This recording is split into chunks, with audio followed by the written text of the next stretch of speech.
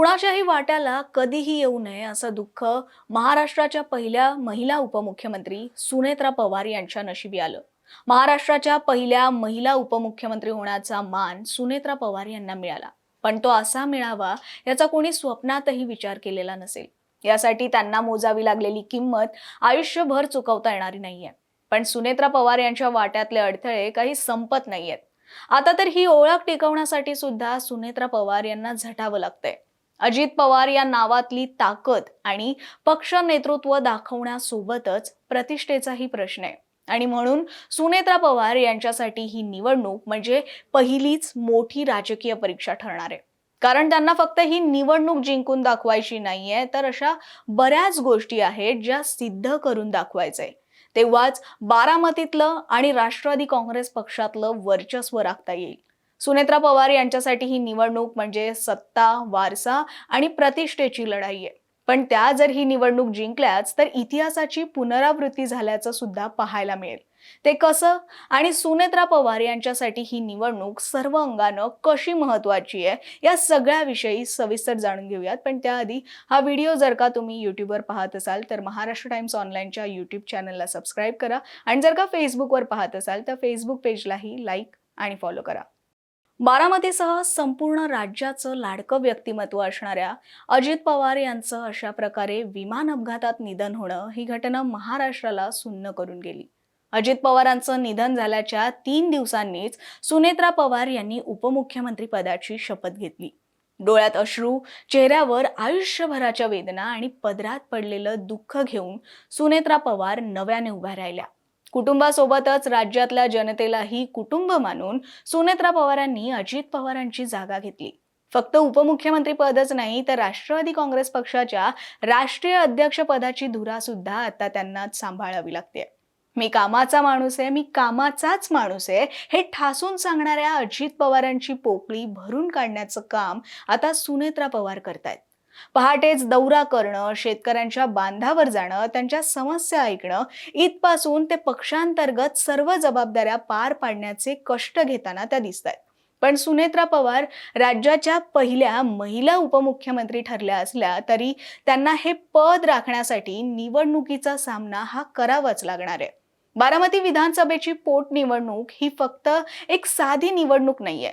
शिवाय ही निवडणूक आहे फक्त बारामती या मतदारसंघापुरतीच मर्यादित आहे असंही नाहीये, तर ती संपूर्ण महाराष्ट्राच्या राजकारणासाठी निर्णायक ठरणार आहे. कारण तेव्हाच सुनेत्रा पवार यांच्याकडे उपमुख्यमंत्री हे पद कायम राहील.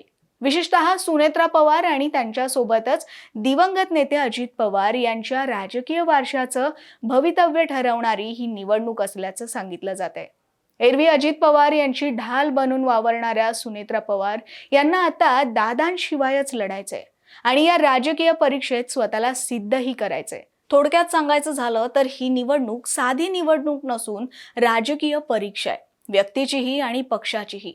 अजित पवारांचं निधन झाल्यानंतर पक्षात जे बदल झाले त्या सगळ्यानंतर ही पहिलीच निवडणूक होतीये.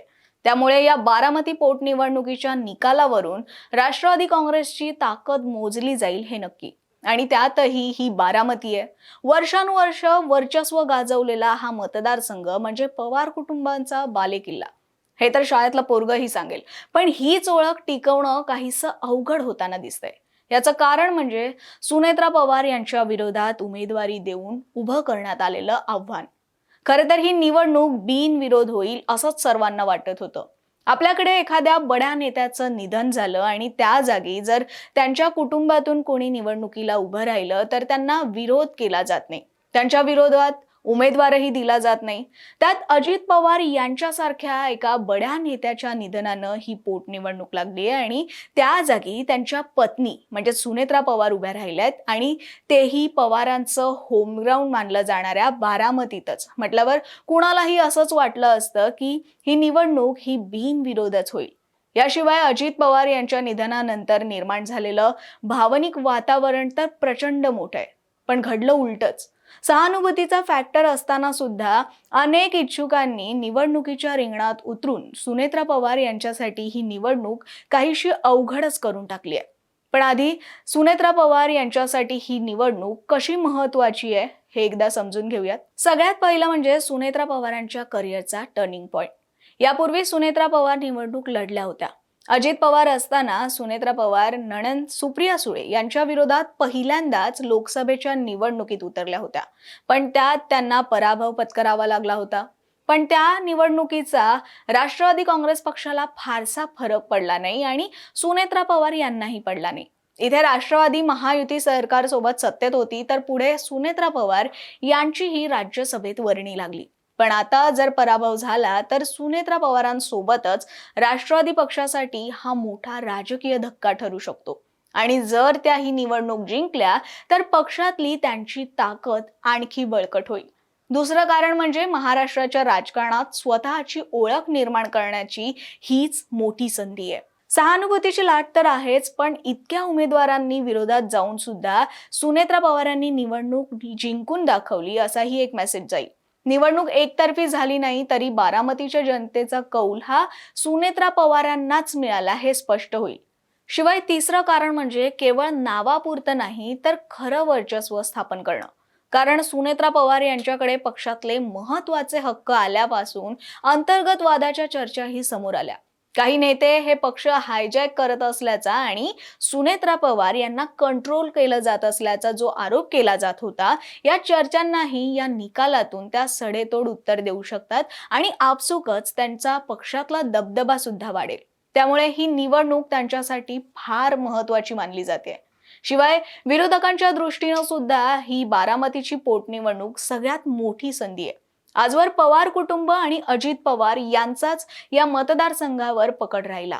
बारामती म्हणजे पवार कुटुंब हे समीकरणच बनलं. पण पवारांचा हाच बालेकिल्ला भेदण्याची विरोधकांसाठी ही मोठी संधी आहे. म्हणजेच राष्ट्रवादी काँग्रेसला जर ही निवडणूक जिंकता आली नाही तर अभेद्य बालेकिल्ला ढासळला असा क्लिअर मेसेज महाराष्ट्रात जाऊ शकतो. त्यामुळे बारामतीचा निकाल हा पवारांच्या प्रतिष्ठेचा विषय बनलाय आणि म्हणूनच ही निवडणूक म्हणजे काटेकी टक्कर अशीच होताना दिसून येईल. पण सुनेत्रा पवार जर निवडून आल्याच तर इतिहासाची पुनरावृत्ती तर होईलच, पण त्यांच्याही पॉलिटिकल करिअरमध्ये अजित पवार यांच्याच राजकारणाची छाप उमटलेली दिसेल. अजित पवार यांची पहिली मोठी राजकीय एंट्री झाली ती याच बारामतीतून. पवार कुटुंबाचा गड असणाऱ्या याच बारामती लोकसभा मतदारसंघातून 1991 साली अजित पवार हे पहिल्यांदा खासदार झाले होते. पण काही महिन्यातच खासदारकीचा राजीनामा देत बारामती विधानसभेची पोटनिवडणूक त्यांनी लढवली आणि जिंकली.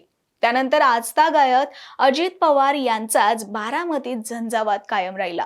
याप्रमाणे सुनेत्रा पवार सुद्धा आधी राज्यसभेवर होत्या, पण दुर्दैवानं अजित पवार यांच्याच जागी आता त्या पोटनिवडणुकीला उभ्या आहेत.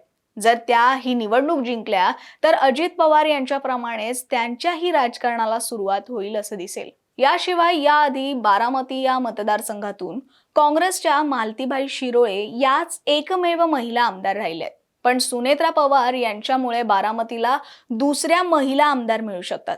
पण तुम्हाला काय वाटतं, सुनेत्रा पवार इतिहास घडवू शकतात का? तुमचं मत कमेंट बॉक्समध्ये कळवा आणि अशाच व्हिडिओ पाहण्यासाठी महाराष्ट्र टाइम्स ऑनलाईनच्या यूट्यूब चॅनलला सबस्क्राईब करा, फेसबुक पेजला लाईक आणि फॉलो करा.